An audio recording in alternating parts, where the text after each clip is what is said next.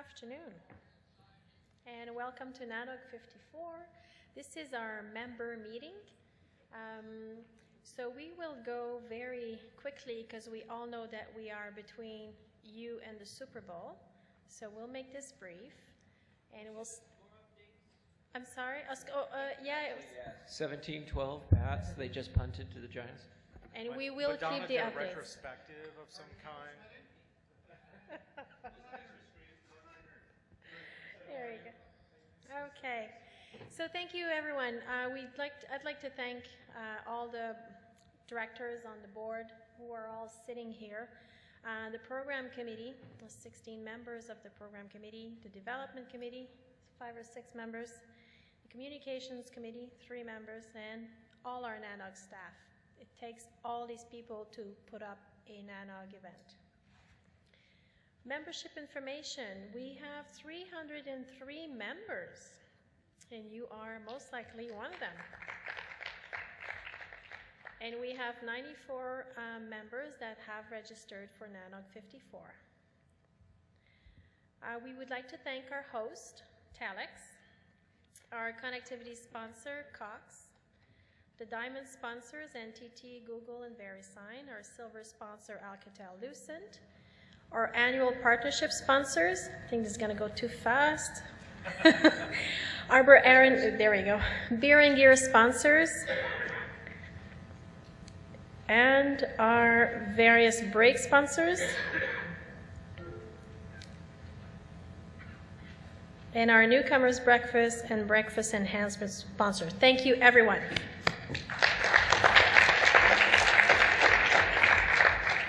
All these sponsors are required to keep our registration fee at the low level that it is.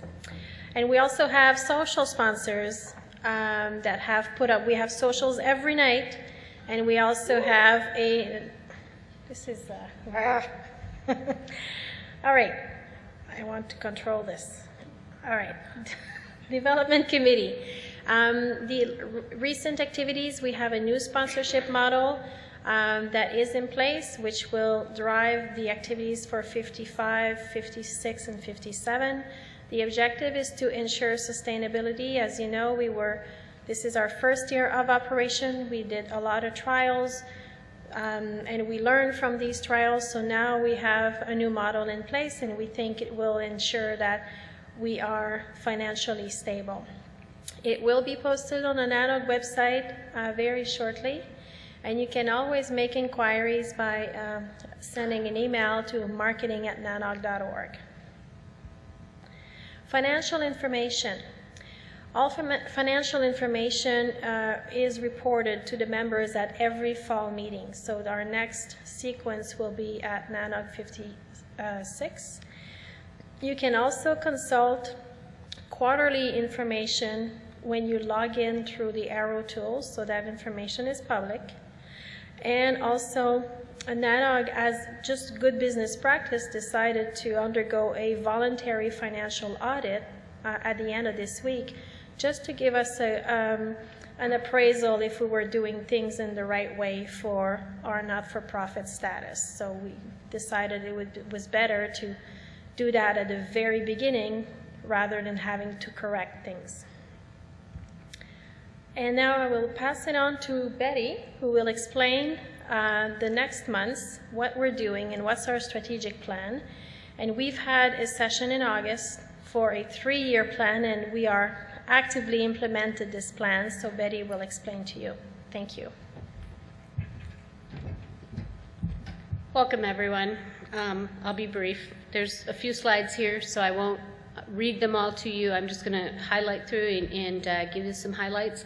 My goal is to share with all of you the commitment that the board has to developing a forward-looking plan for sustaining NANOG and growing NANOG. So all the things that we talk about in terms of wanting to be able to create a new set of tools or new set of offerings, we throw all of those ideas out on the table as part of our retreat discussions, and then we come up with a plan. And my job is to help us keep on track and to report to all of you how we're doing, and to bring that information back to you as members so you're aware of what we're planning 3 years out.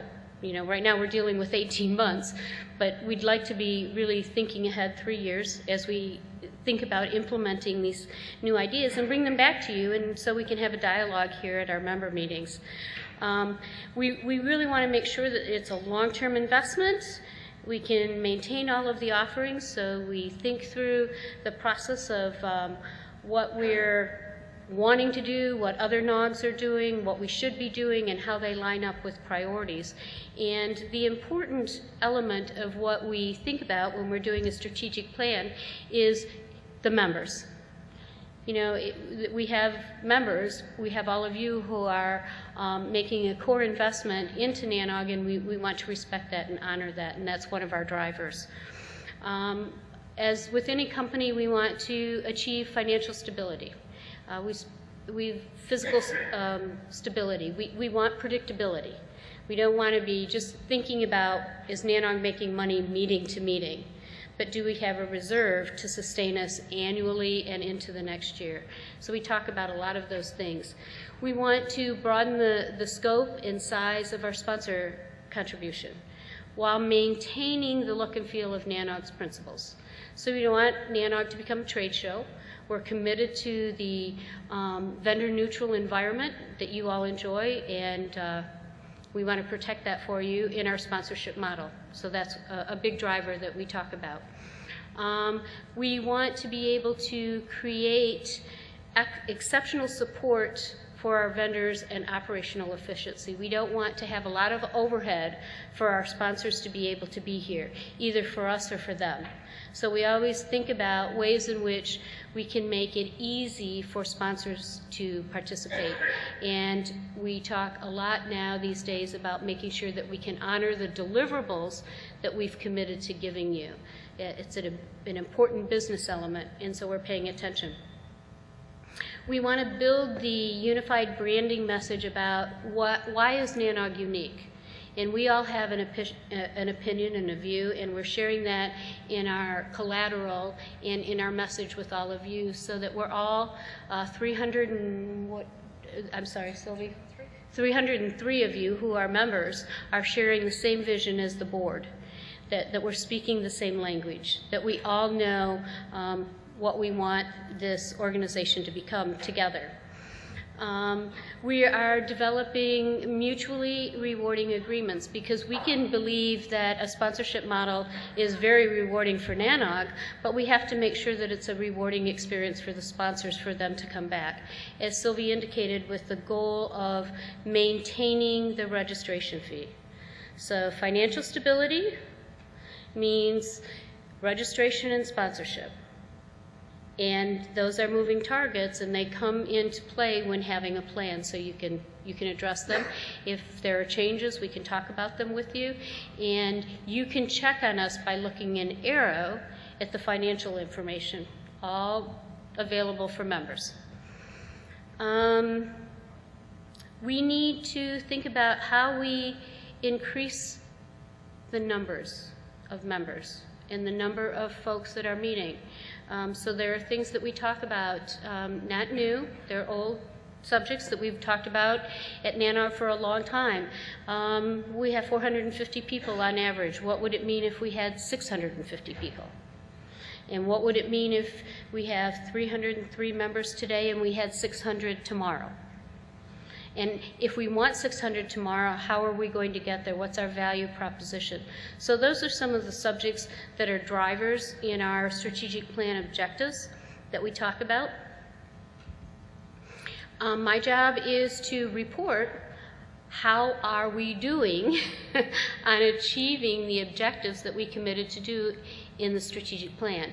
And we will be publishing in a prettier format what the strategic plan actually is after we meet in a second retreat this Wednesday. So the retreat information will be out there for you in a prettier format. We're using it as an internal tool, and my job is to keep us all honest and keep us on track. And it's sometimes hard because we get busy. the board gets busy. All of you are folks who have very busy day jobs, and the board is no different. And so they're very committed, and my job is to sort of be that sideline voice reminding them we have to come back and we have to deal with some of these things because it's important for NANOG. And thus far, as you can see by the goals, when we started this in September through December, we're doing pretty doggone good in making our commitments that we made in our plan. Plan is only so good unless you actually have some metrics for success. How do you know if your plan and what you're doing is going to be successful? And so we set some, again, metrics for whether we're successful. Some of that is, of the membership that we have, are you all renewing? So we can grow the membership, but a metric for success is that all of you are still committed, and so you're renewing. And I'm pleased, very, very pleased. So far, in the first renewal cycle, which is January, we have received 98% return rate. So of the folks who signed up last January, 98% have renewed again. So that's a pretty good metric for success. And we're growing the number of members. Meeting to meeting, when we look at the number of members that we have, that's pretty good. You know, that's another metrics that we're doing the right thing. A lot of time, Mike Smith and I and members of the board have been dealing with budget modeling, right? We no longer have someone else telling us what the budget is. We own the budget. And we have to make sure that we have a model that's real and that we can share with you, and that we are on target through our attendance, our fees, our sponsorship, and cost containment of expenses, that we're achieving our goals. No different than any other business enterprise. It's just that we own it now, and we're paying attention to those things. We want to spend some time over the coming months thinking about our communications and image. What does that mean? What does communications and image mean to all of you and to the rest of the world? And so we think about that in terms of what we're saying on the website, what we're doing in the way of printed collateral and signage. And we have made a commitment as part of our budget to make a major investment in overhauling our website and in improving our image, another part of our strategic goal. We want to grow the number of sponsors. We're making continuous progress. When we look back 4 meetings ago to the number of sponsors that were present here at NANOG, to the number of sponsors that you'll see here today, it's more than doubled. It's more than doubled. And we need to keep that path going, and we need to manage it. The other piece of our strategic plan is program content relevancy. We have a program, clearly. In order to keep it relevant, it needs to be dynamic, and it needs to change, stay, active. And that's not just something the program committee alone has to shoulder.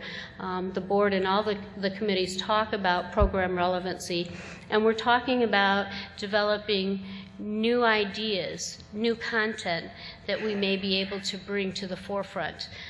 These are things that we're talking about. I can't tell you that we have actual plans to do anything, but they're on the table for discussion, and they're part of our planning that we'll bring back to you and talk with the membership about. Well, anytime you have a plan and you're doing a lot of dreaming, and we own it, there's some risk, right? You got to talk about your risk, and the risk is when we increase our sponsorship, or we increase our content or our programming, there's cost associated with that, right? There's people behind the scenes making things happen. So we're constantly also dealing with, oh, this would be great, we want to do this. Betty says, reality check, it's great, but let's talk about what the impact of supporting it is, so that we're not ignoring the risk of putting something in place that's going to be very expensive for us to support. We also recognize we're not the only network operators group in the world, right? There's global competition, not only in other operator groups, but in other professional organizations, and we can't be unaware of what they're all doing and where we're at in terms of our positioning and drawing your attention to come to our meetings. We have to, as a board and as an organization, make a strong commitment to these strategy goals. So we've spent a lot of time, the board has, and we've spent some of your money paying for a facilitator to come in and help us put these plans together. And we need to be prudent and make a commitment to stay the course and not just plan meeting to meeting. We can't revert to the old ways, and we're committed to doing that. What will help to ensure our success is your engagement, your willingness to tear yourselves away from the Super Bowl to come here to a brief member meeting. But NANOG is only as good of an activity as you're willing to be engaged with us. It's not a one-way conversation. Looking forward, I think we've said this many, many times, and I believe that everyone here on the board and everyone on our committees believe that we have a very bright future, that what we've done in the past year in terms of the transition has been the right things to do, that making a change has been good, and it's been tough, a lot of work for a lot of folks. But when we look at the financials, when you look at the financials that are available for you to look at in Arrow, and when we as committee members talk about some of these new ideas and relationships that we're building, it's really exciting. It's some really exciting stuff instead of just the same old kind of NANOG. We're really talking about changing and creating a new future for us. And I think that there are rewards that we're starting to see in that we have the usual discussion. We're 6 weeks out from a meeting, and we've spent a lot of money on this hotel, and the registration number is like at 185 or 200, and we're going, oh my goodness. But you know what? There's over 483 of you here today, so we must be doing something right. Our membership numbers are growing, our attendance numbers are growing, and our sponsorship engagement is growing, and your registration fee has not increased. So I think the kind of attention that we're paying is paying off, and what we are also seeing is that NANOG has grown up in that there's not as much negativity being discussed in the mail list about NANOG, but you're talking about operator issues in the mail list. So that's also another sign that the list that we have that is critical to the operations of the internet is working, and it's working to talk about real business of the internet as opposed to just business of some of the politicalisms of running NANOG. So I think that's also a bright future. That's the strategic plan. That's where we're at. As I said, I know this was very brief, and there are a lot of details that I threw out there, things that we're thinking about. As soon as it becomes more concrete and we can share it with you, we'll put it up on the website, and we'll have both electronic and more conversation in June with you at the next member meeting. Questions? Thank you. Hello. Well, do I need to introduce myself or anything? Yes. All right. My name is Dorian Kim from NTT America, and I got a Diamond sponsor. Yes, but I'm actually speaking as just a member, not as a sponsor in this case. You know, all these growth numbers that you talk about is great, but I have a specific question about the sponsorship. Sure. You said that you've been growing the number of sponsors. Is that specifically because you're looking for diversity in sponsorships for sustainability, or is it because that original set of sponsors were not meeting the financial requirements of NANOG? It's because when we set the model in place, Dorian, a year ago, we didn't know with certainty how much money we needed to support NANOG. That's the reality of the situation. We had an idea of what we needed, and we needed to put a model in place that would help get an infusion of dollars quick, because we didn't have any money to start with. And so the investment from the Diamond sponsors was huge. It was so critical to be able to know that out of the gate, 3 meetings ago, we had vendors who were willing to support that kind of money and investment in NANOG.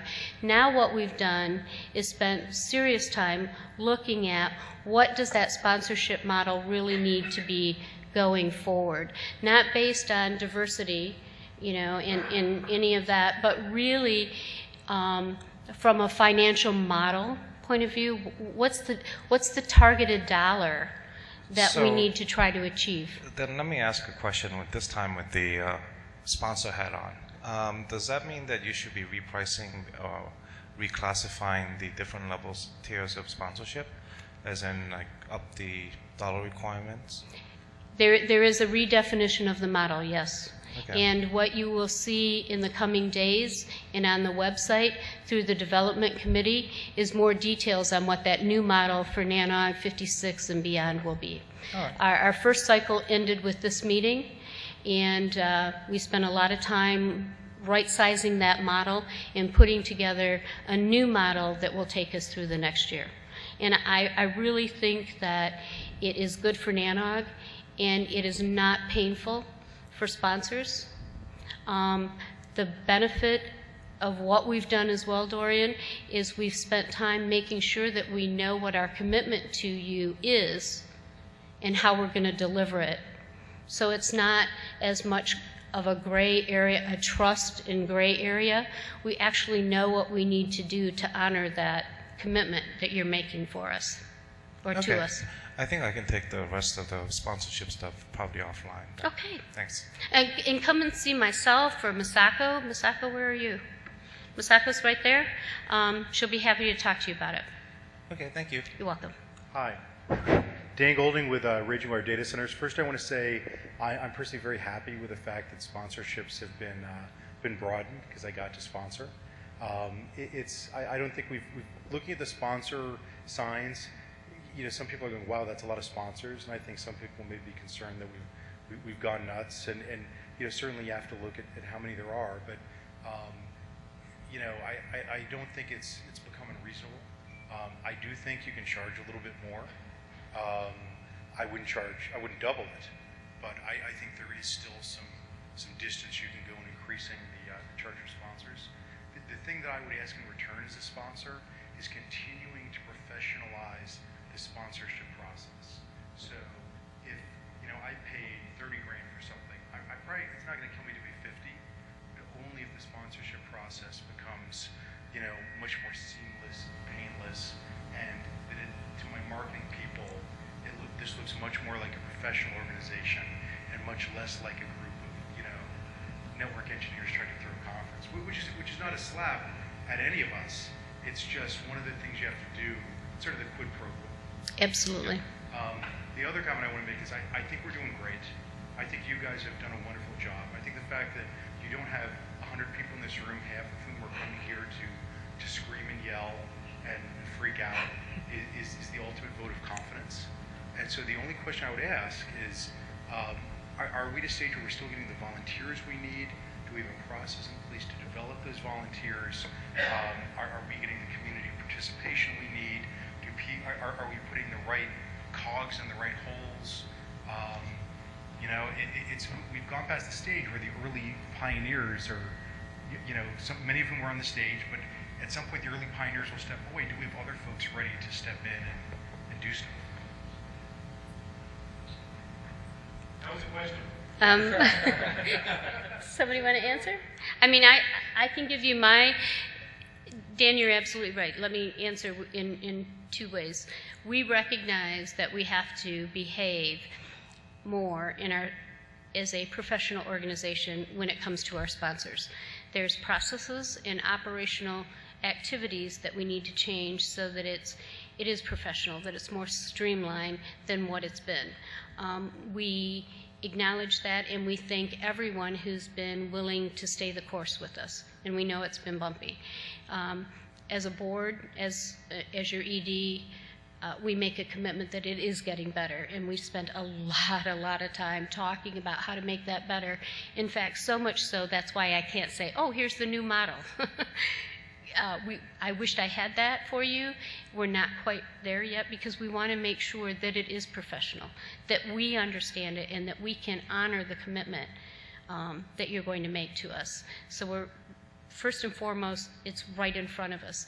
The second part, do we have enough volunteers, and can we sustain the volunteer structure that we have?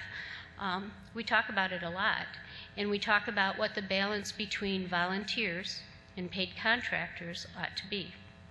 How much do we go to a model where we pay contractors to do everything for us, just because that's easier, than trying to deal with the balance of some contractors and some sponsors or volunteers doing bits and pieces of it. We had a very long day today talking about just those issues. We haven't lost track of it, and I should say we don't have any problem finding volunteers from the community to do things for us. The nice thing about NANOG is that you're all committed, and so when Betty says, hey, something happened, I need somebody to help me, I do not have a problem finding somebody out here to find a way to get help for NANOG. And I think the board is an excellent resource in giving me direction on who to call. So we have never found having a problem getting somebody to step up and do something for us. It's more an issue of us deciding, do we want to pay for that? So we have a paid service level agreement, and it's a little bit more ironclad than the work that it takes to find a volunteer.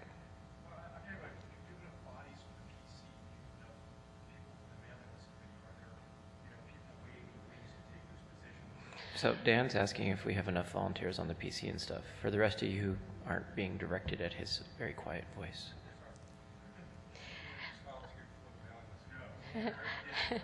Dave points out that Dan is now chairman of the mailing list committee. Thank you very much. Our committees are staff, but I think that we'll all get a better handle on that commitment level, Dan, when we do elections again. When we get folks who are willing to step forward and take on the work that your board has been taking on the past 18 months. Are they willing to be equally committed? And the same thing with program committee members. We won't know that for sure until we do elections again in the fall. But I can say that everyone who's there now is fully engaged. Joel Yegley, quick comment. Well, former and probably future sponsor, but I actually don't think there's too many logos out there. I think that's actually just fine as long as they stay out there. When they're on the podium, that'll be like, I think, probably a bridge too far. So, we just have to keep things keep our roots in mind, and I think that guidance will probably hold us in good stead. It has so far. You're absolutely right. Part of the value set that we hold and share with you is to create a vendor-neutral environment inside this room. So we love sponsors. It's great to have them here. It's wonderful to have socials. But by doing that does not give you the right to be here at the microphone or to have control over the program. And so that, again, is part of the dialogue that we have with the sponsors, but it's absolutely a commitment that we have that's one of our goals and founding elements. Sorry, I'm here again, but I'd like to also echo what Joel said. I'm definitely concerned that if we were to ever see like sponsorship logos, as a sponsor, by the way, in the meetings and such, that'll be a bridge too far. But in responding a little bit to what Dan said, I want to caution one thing. certainly, if you guys need to increase the dollar amount for sponsored tier, then and so on and so forth, that'll be fine. But in terms of the profit, becoming more professional, yes, for the first year, as we're doing this for the first time, there are things in the process that obviously could have been done better. But I also wouldn't go so far down that process to essentially create processes and procedures and so on and so forth that takes people's times. That is not necessary.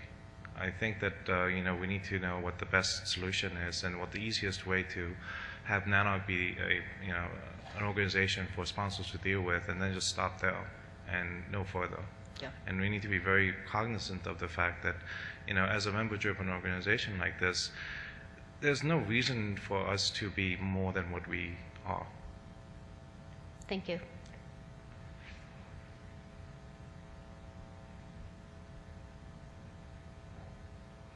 Anybody have? You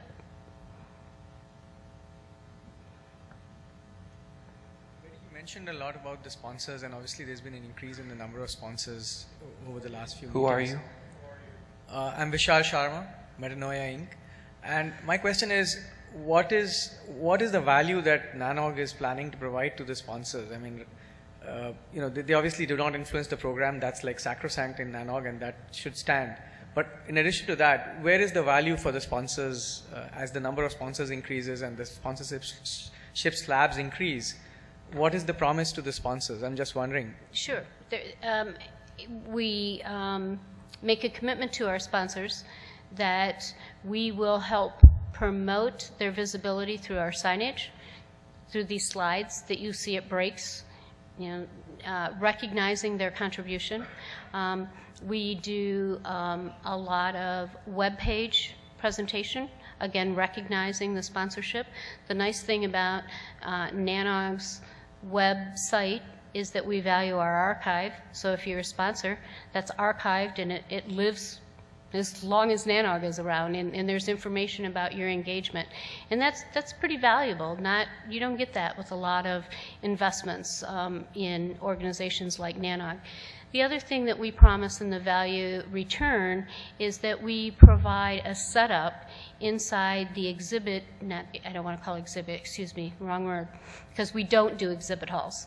But we provide and pay attention to the setup of where the break food is, the breakfast food, and we make sure that there's a traffic pattern so that if you're a vendor at break or a vendor who is sponsor that's participating at breakfast, that you have an area that's assigned to you where you can put up your display and you can have access and be available to all of the attendees that are here. It doesn't mean that everyone has to come by you, but it gives you the opportunity to have access to them outside of this room. And we have a variety of ways in which we can do that, through beer and gear, through breaks, through all sorts of things. And we've priced our sponsorship model accordingly to deal with that return on investment. So there's, really large investments and there's smaller ones. And it's up to the sponsor with the development team to right size which one works best for you. Okay. Yeah, I think that's good, that there's slabs and then you have opportunities for visibility. And I guess one way for NANOG to also do to kind of capitalize on the base that NANOG has is that and it requires some thought process probably, but just being, if it can be so constructed that just being a sponsor of an event that is vendor neutral is in itself something of value, yes, then there are sponsors that will come forward to do just that. Absolutely. And this venue isn't the right one for other sponsors. So we Absolutely. acknowledge that too. So we're very open, and we don't try to mislead anyone as to what this venue is and what the value asset of this venue is and of access to all the operators. And it works perfectly well for some sponsors and it doesn't work well for others, and that's fine. Cool, thanks.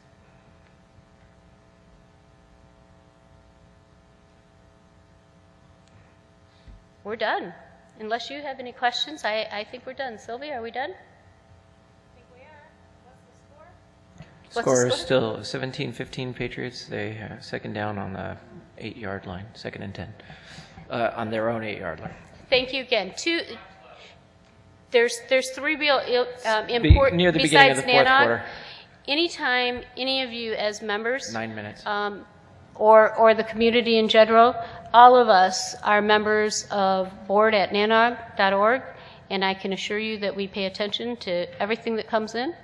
NANOG support, if you don't know, you have a comment operationally, things aren't working right for you, give me some help. And then marketing at nanog.org helps you get the information on sponsorship. One last reminder, you'll hear this many times tomorrow. Please, please do take the survey. We have a number of different types of surveys because we have a very diverse population, and we want to ask certain questions of our speakers and our sponsors and so forth. But it's really important for you to provide me and the board feedback on your experience here. And the only way we're going to get that is by you taking the survey. And we hope we've made it easier for you. It takes just a couple seconds. So please do the other part and give us your feedback. Thanks.